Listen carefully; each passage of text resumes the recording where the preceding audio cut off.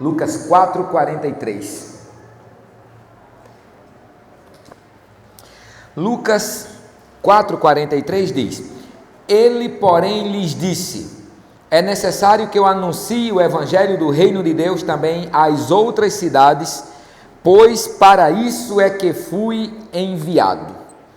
Vamos orar mais uma vez, pedindo que Deus tenha misericórdia e traga uma palavra necessária para a edificação das nossas vidas.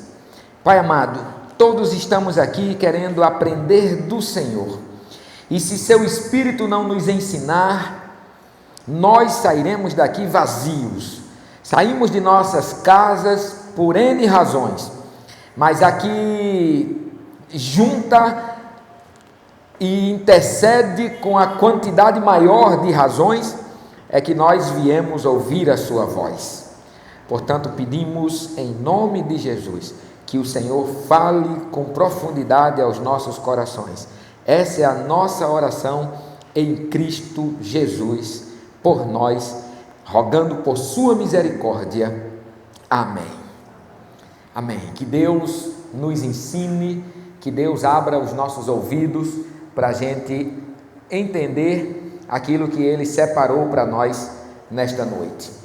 O tema dessa segunda pregação da série Trocando os Óculos é: o Evangelho é a boa notícia do reino de Deus. O Evangelho é a boa notícia do reino de Deus.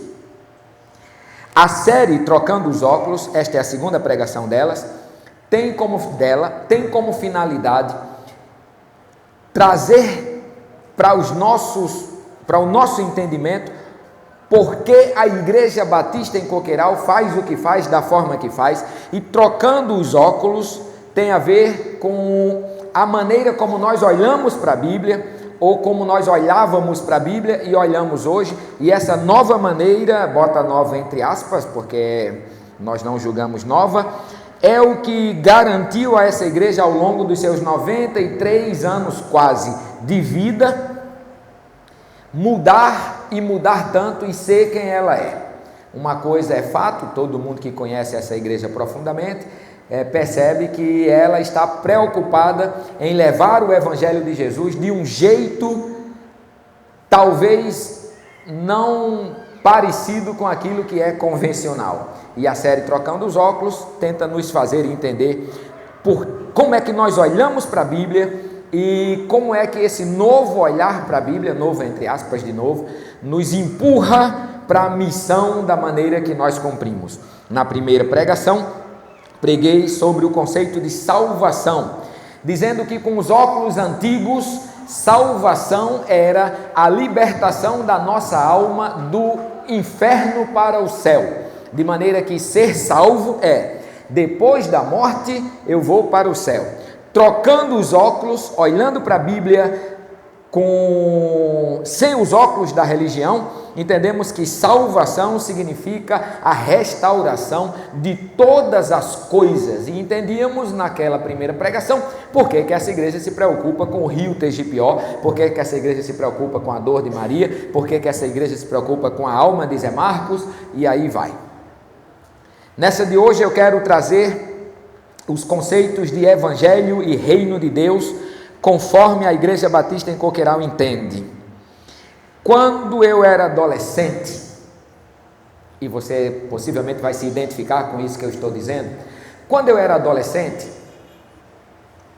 nós tínhamos 17 anos, Erivaneide e eu, quando nós começamos o nosso namoro, e nós chegamos a uma conclusão: nós precisávamos inserir Deus na nossa relação. E aí fomos em busca de igreja, porque para nós Deus está, ou com os óculos que nós tínhamos, Deus estava na igreja. Deus estava na igreja porque a igreja era a casa de Deus, e para achar Deus nós tínhamos que ir naquela construção onde tinha gente reunida fazendo culto. Bom, o tempo foi passando e rapidamente eu entendi, e ela também, que nós precisávamos entregar as nossas vidas a Jesus.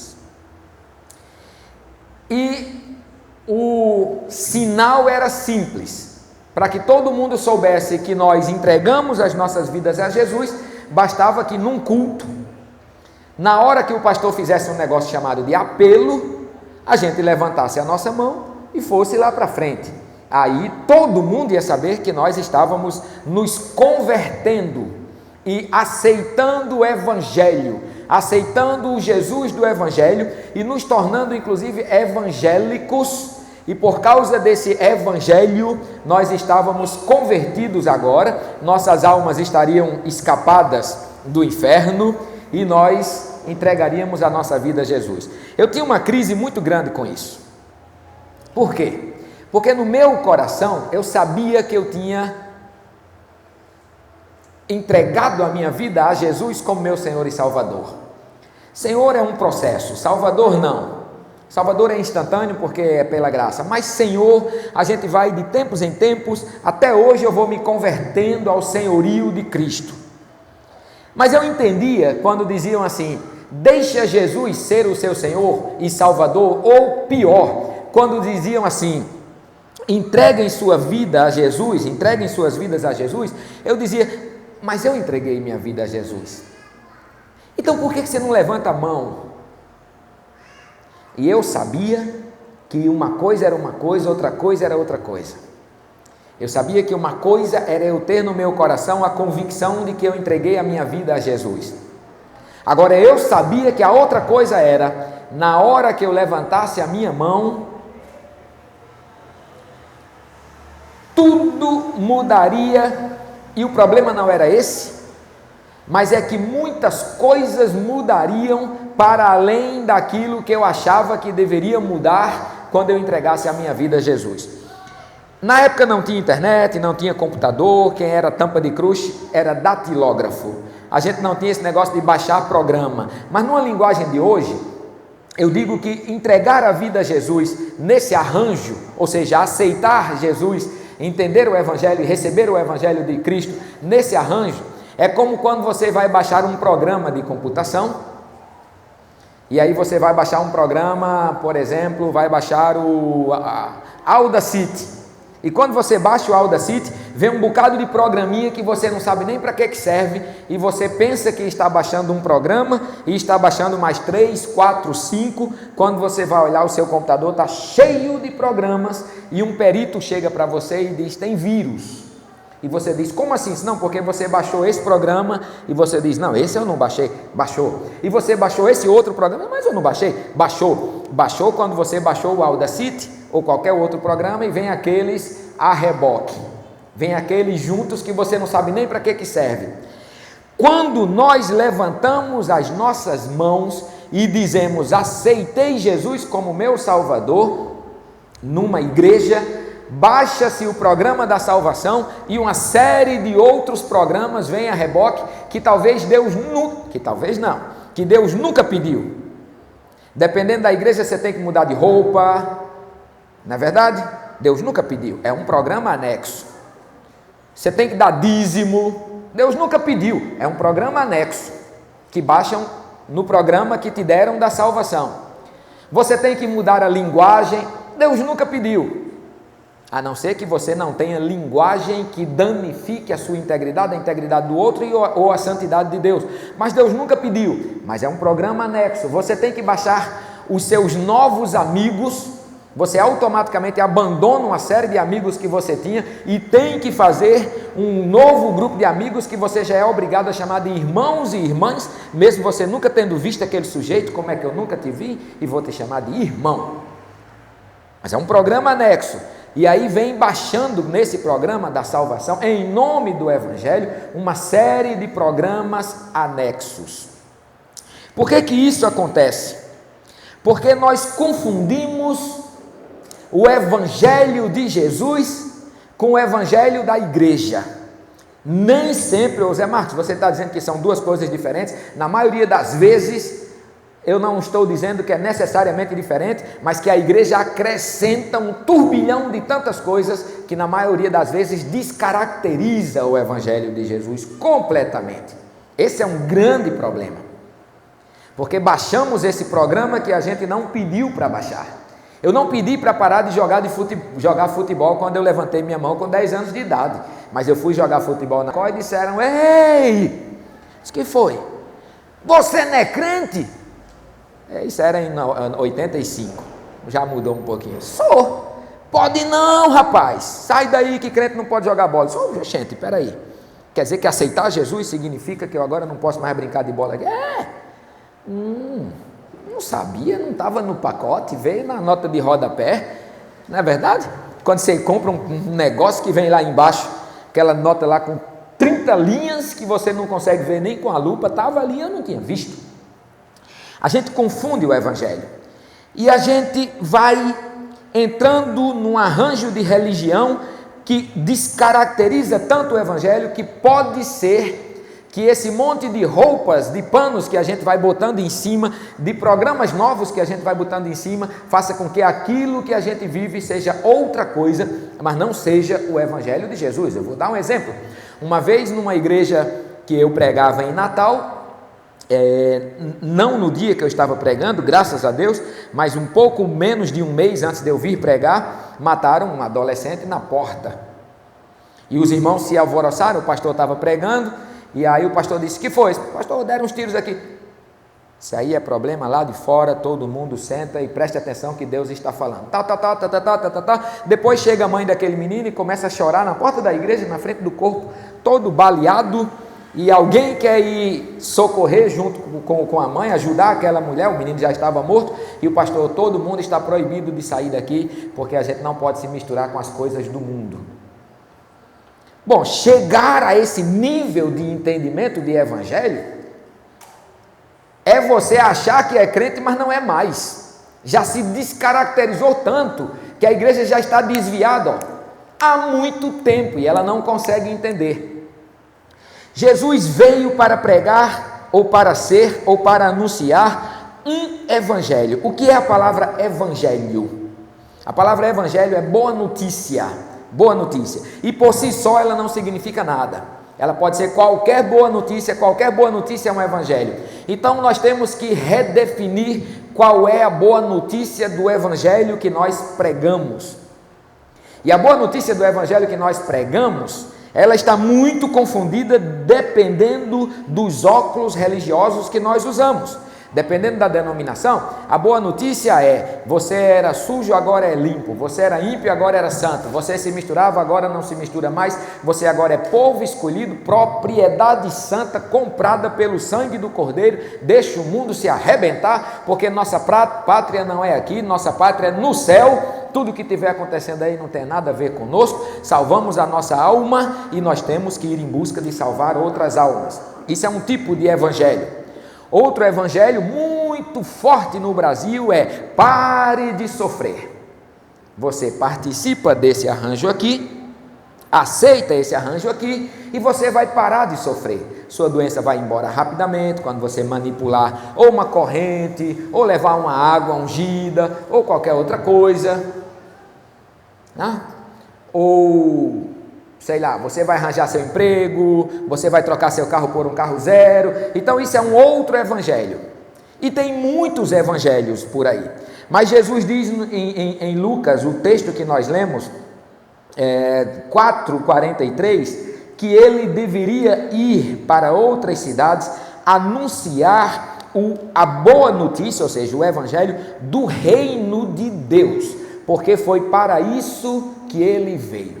E aí tem um problema seríssimo, é que os óculos que a gente herda quando a gente se converte, não fazem a nós entendermos o que é reino de Deus. Se a gente perguntar, o Brasil tem cerca de 40 milhões de evangélicos. Se você perguntar aos 40 milhões o que é, defina reino de Deus, eu aposto que nem um milhão escapa. Nem 1 milhão escapa. 39 milhões, eu estou chutando assim por alta, não vai saber o que é reino de Deus. Se eu perguntar aqui, numa igreja que é altamente acostumada a escutar e a vivenciar esse conceito, se eu perguntar aqui, eu aposto que mais da metade de nós não sabe responder o que é reino de Deus. Ora, se essa boa notícia estiver descaracterizada, nós estaremos desviados. Paulo já alertava que há vários evangelhos. E ele disse: se alguém pregar um evangelho diferente do nosso, que seja condenado, que seja anátema. O que é reino de Deus? Ou a igreja entende o que é reino de Deus, ou a igreja não saberá o que é o evangelho de Jesus Cristo. A palavra evangelho tem em todo o Novo Testamento, em todo o Novo Testamento. Nos evangelistas, principalmente Mateus, Marcos e Lucas, dezenas de vezes. A maioria delas está associada ao termo reino de Deus ou reino dos céus, ou do reino, evangelho do reino, evangelho boa notícia, boa notícia, boa notícia do reino, boa notícia do reino dos céus, boa notícia do reino de Deus.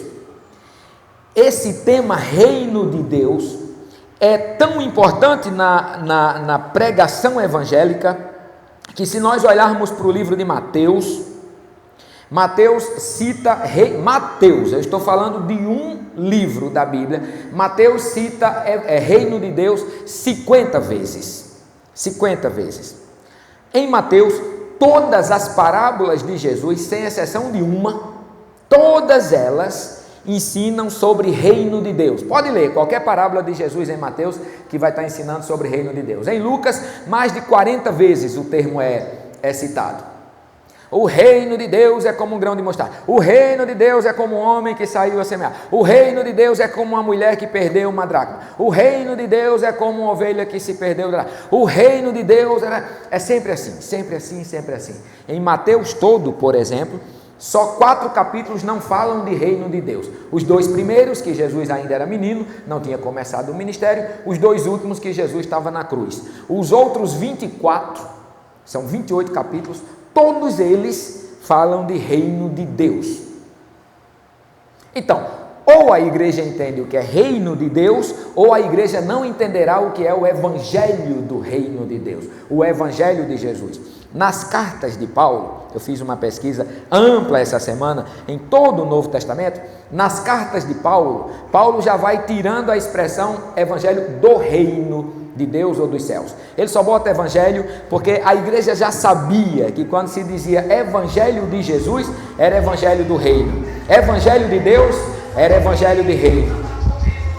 Paulo chegava a dizer, durante algumas vezes, Paulo chegava a dizer, o meu evangelho, justamente porque ele já sabia que isso estava consolidado na cabeça do povo.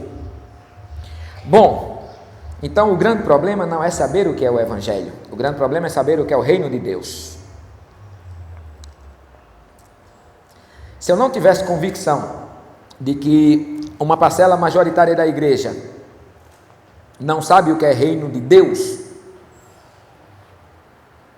se eu não tivesse convicção de que uma parcela majoritária, ou seja, a maior parte, a grande maioria da igreja, confunde evangelho do reino de Deus com o evangelho da igreja, eu não diria algumas coisas muito pesadas que às vezes eu digo, como a igreja está em processo de desvio e precisa se voltar rapidamente. Essa semana um pastor me perguntou: Zé, qual é o principal paradigma, conceito que você acha que a igreja se perdeu? E eu disse, é o conceito de reino de Deus. A igreja não acha mais, a igreja não acha mais. Existe um versículo na Bíblia muito interessante que fala sobre reino de Deus, que é Romanos capítulo 14, versículo 17. Se você quiser abrir, pode abrir. Como eu sei de cor, eu vou ganhar tempo. Romanos capítulo 14, versículo 17. Esse texto diz: o reino de Deus não é comida nem bebida, mas é justiça, paz e alegria no Espírito. E se você ler o capítulo todo o capítulo 14, você vai entender o que é que Paulo está dizendo sobre comida e bebida. Ele começa o capítulo dizendo: não briguem por questões religiosas. Vocês que estão em Roma, uns de vocês dizem que não podem comer carne, outros de vocês dizem que podem comer carne. Uns de vocês dizem que não podem festejar a festa A ou a festa B. Outros de vocês dizem que tem que festejar a festa A ou a festa B. E no versículo 17, quando ele condensa o ensino do capítulo 14 todo, ele diz: o reino de Deus não é religiosidade. Comida e bebida é religiosidade. O reino de Deus não é religiosidade. O reino e alegria no Espírito. Na série Trocando os Óculos, eu vou guardar uma pregação só com o tema Justiça, o maior identificador do reino de Deus. Mas de fato, se nós quisermos entender o que é reino de Deus, nós precisamos pensar aqui na primeira pregação que eu fiz e entender o que é salvação. Salvação é a harmonização de todas as coisas com a vontade de Deus. Logo, tudo que estiver em desarmonia com a vontade de Deus está em desarmonia com o conceito de reino de Deus e, consequentemente, em desarmonia com o Evangelho. O que é interessante é que quando a gente olha para a Bíblia, a gente não vê harmonização entre reino de Deus e religiosidade. Muitas vezes, pelo contrário, a religiosidade está perfeita, como é o caso de Isaías capítulo 1, a partir do versículo 10 até o versículo 17, se você quiser, nota no seu celular para ler em casa, é muito interessante. Muitas vezes a religiosidade está perfeita e o reino de Deus está longe. E o interessante é que a gente acha que reino de Deus é conceito do Novo Testamento. Não é.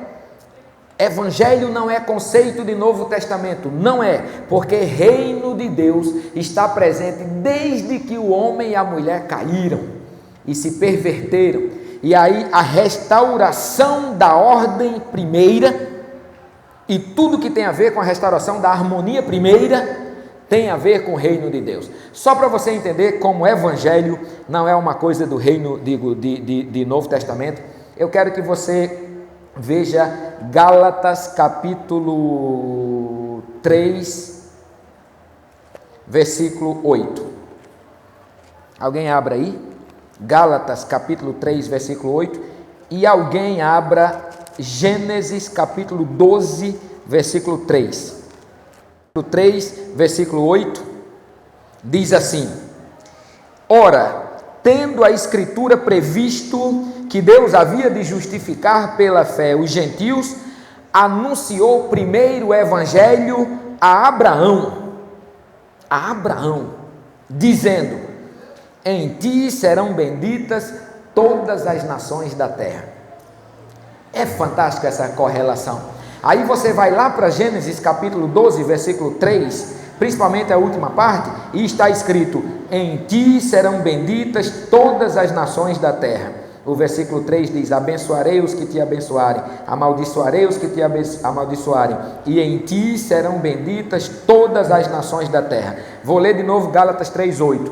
Ora, tendo a Escritura previsto que Deus havia de justificar pela fé os gentios, anunciou primeiro o Evangelho a Abraão, dizendo: em ti serão benditas todas as nações da terra. Você está entendendo essa ligação?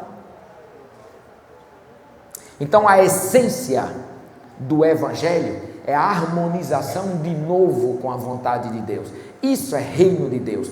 Reino de Deus é todo e qualquer, é marcado por toda e qualquer ação que harmoniza a sua vida com a vontade de Deus. E isso nem sempre tem a ver com religião. E isso quase nunca tem a ver com religião.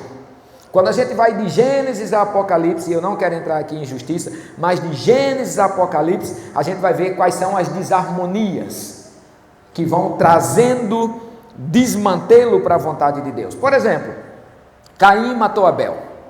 Deus chega para ele e diz: o sangue do seu irmão está clamando. E aí vai.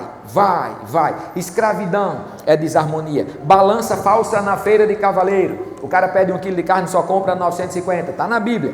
Não está na Bíblia na feira de cavaleiro, mas está na Bíblia na feira de Jerusalém. É desarmonia. Ganhar dinheiro em cima da miséria do outro. Eu vou ali para a feira do troca e eu digo: este relógio... Deixa eu dar um exemplo ontem. Ontem eu fui comprar um negócio, o camarada chegou e disse: rapaz, eu estou vendendo aqui essa tartaruga, né? Essa tartaruguinha, um traco desse tamanho assim. Eu comprei por 30, mas estou vendendo por 20. Compre essa tartaruga, você que tem filho, vai ser uma bênção para o seu filho. Mas meu filho mais novo já está dessa altura, essa tartaruga vai durar 150 anos, nem meus netos vão morrer antes, isso vai fazer sujeira na casa toda e tal. Não, mas compre por 15.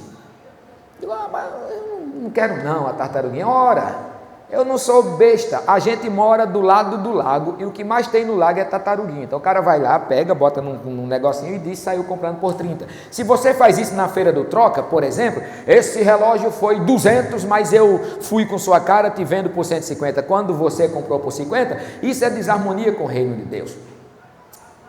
Era isso que os profetas denunciavam. Se em nível macro nós temos uma política de opressão dos pobres, isso é desarmonia com o reino de Deus. Se você chega na sua casa e não respeita a sua esposa, achando que ela é submissa a você, isso é desarmonia com o reino de Deus. Se você provoca a ira do seu filho, isso é desarmonia com o reino de Deus. Se você fila na prova, isso é desarmonia com o reino de Deus. Tudo é desarmonia, tudo que é desarmonia com a vontade primária de Deus, fere automaticamente o evangelho do reino de Deus. Eu terei outra pregação para falar mais sobre isso, eu não quero entrar em detalhes, mas como eu vinha dizendo, de Gênesis a Apocalipse, nós seremos marcados pelas nossas atitudes concretas na vida real, e isso é reino de Deus. Tem uma passagem muito interessante em Mateus 25, lá na altura do versículo 33, se eu não estou enganado. Em casa você também lê, já fica aqui umas tarefinhas de casa. Jesus diz que quando chegar o dia do julgamento, ele vai dizer, vai colocar ovelhas à sua direita, cabritos à sua esquerda, ele usa essa analogia, e ele vai dizer para os que estão à sua direita: vinde benditos do meu Pai, entrem no reino que está preparado para vocês antes da fundação do mundo. Por quê? Porque vocês operaram o reino de Deus. E eles vão dizer, como a gente operou o reino de Deus? Aqui numa linguagem melhor, vocês fizeram bem a mim, quando? E ele vai dizer, vocês deram, quando eu tive fome, vocês me deram de comer, sede, me deram de beber, estrangeiro, me hospedaram, enfermo ou na prisão, me visitaram, nu e me vestiram. Senhor, quando nós fizemos isso com o Senhor? E ele vai dizer, quando vocês fizeram aos mais necessitados. Deus não está preocupado com alguns arranjos do evangelho que a igreja criou.